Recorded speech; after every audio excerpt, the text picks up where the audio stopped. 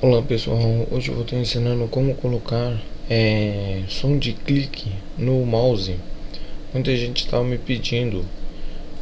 Primeira coisa, entra no seu Camtasia Studio, aqui é o meu, ó. Clica aqui, né? É o 7, eu estou ensinando pelo 7, Camtasia Studio 7. Clica aqui, automaticamente vai aparecer isso aqui, ó. Aí você clica em efeito, User Tracks aqui, ó, User Mouse Click Som, tá? Clica aqui, ó.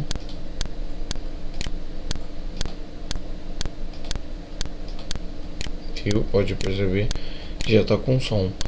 Pra quem não tem um Camtasia Studio aí, ó, eu tô postando meu blog aí, ó, tudo completo. Tem jogos, aqui ó, não, peraí, deixa eu mostrar. Programa aqui, ó, Camtasia Studio 7, tá? Pra quem não tem, tá aqui. Tem um serial junto, vem com o serial. E é só isso, pessoal, e falou.